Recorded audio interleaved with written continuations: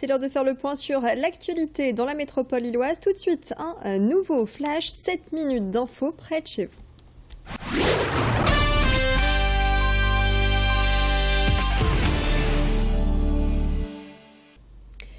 Des sanitaires insalubres et des conditions de logement déplorables, c'est ce que dénonce la FERUL, la Fédération des étudiants en résidence universitaire. Et c'est la résidence Camus sur le campus de Lilin à Villeneuve-d'Ascq qui est pointée du doigt. Des bâtiments utilisés depuis 40 ans et de nombreuses douches hors service. Résultat, les 829 résidents doivent se répartir sur 81 douches, soit une pour 10 étudiants. Une situation dénoncée par les étudiants qui alertent donc le Crous et qui réclament un plan de rénovation. Il y a évidemment tous les problèmes au quotidien, comme le fait que les fenêtres ne sont pas isolées, etc. Bon, ça c'est une chose, mais vraiment là le problème plus spécifique c'est les douches. C'est-à-dire qu'on a des douches qui sont dans un état déplorable, et le fait qu'on refuse que des journalistes les filment, c'est aussi, ça prouve également le fait qu'ils veulent pas montrer la réalité. Bon, pour ça on a des états des lieux pour montrer ces conditions, donc on a des douches dans un état vraiment déplorable. On a une porte complètement mitée. Là, on a carrément plus d'aération. On ne sait pas. Il prévoit de. Je sais pas. Là, c'est toujours pour montrer les cadres de douche complètement pourris. Les verrous, pareil, qui ne fonctionnent plus.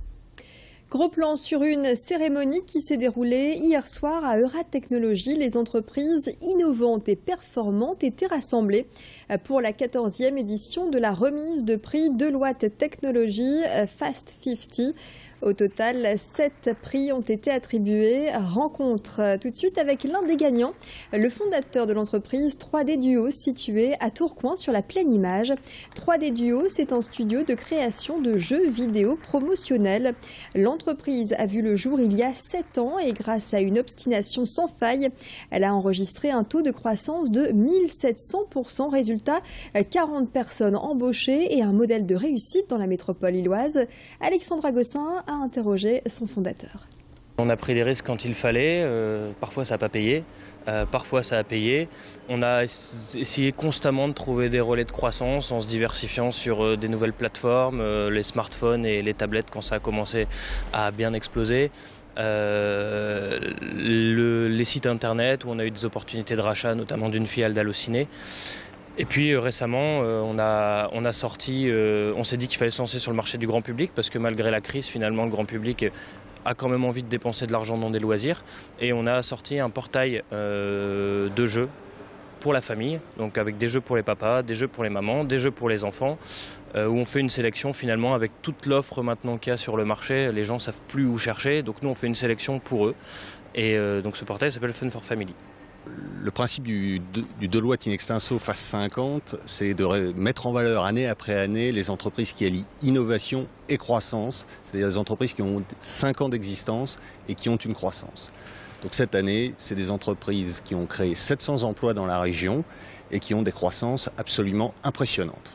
On peut expliquer ça par 2 raisons principales. D'abord, ce sont des sociétés innovantes et ce sont ensuite des entrepreneurs et des équipes d'entrepreneurs qui prennent des risques quand il faut. 3 ans, c'est la durée de la rénovation du parc Barbieux à Roubaix, l'un des plus beaux parcs de la métropole, de par la variété de ses espèces végétales. En novembre, ce sont des travaux préparatoires qui ont débuté et puis dès le mois de décembre commencera la première phase d'une série de travaux concernant entre autres le mobilier ou encore les canaux hydrauliques. Concrètement, la pelouse devrait gagner du terrain, le nombre de places de parking sera réduit pour permettre le développement de modes de transport doux.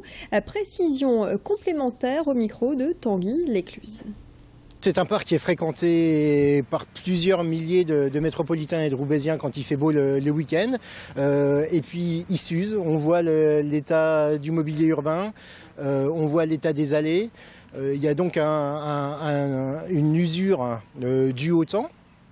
Et puis les cours d'eau se sont envasés. Il fallait donc reprendre pas à zéro parce qu'il y a quand même une trame qui est là et qui est magnifique. Mais il fallait lui donner vraiment cette cure de jouvence pour qu'il redevienne un parc encore plus magnifique que maintenant. La Grande Roue s'installe sur la Grand Place de Lille, un rituel qui nous rappelle que les fêtes approchent. L'installation a débuté hier et il faudra une semaine pour monter les 36 nacelles. Avec des nouveautés, cette année, la Grande Roue va revêtir un manteau de LED qui changera de couleur de façon cyclique.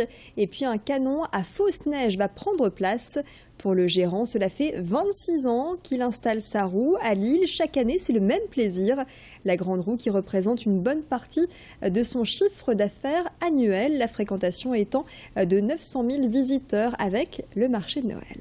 Comme tous les ans, on vous fait des petites nouveautés. On s'est rendu compte qu'il ne neigeait plus beaucoup pendant la période de Noël. Donc il y a des canons à neige qui vont être installés autour de la Grande Roue pour le plaisir des plus petits et des plus grands. Ranger les skis et les luges, ce ne sera pas pour faire des grandes descentes, c'est pas pour cette année. En fait, c'est un moyen, parce qu'on a du pavé au sol, donc il ne fallait pas quelque chose d'humide pour ne pas rendre le sol glissant pour les personnes ou même déposer sur les habits. Donc c'est un procédé qui vient des États-Unis, c'est complètement sec, donc ça a un aspect de neige, mais c'est complètement sec dès que ça retombe sur le sol.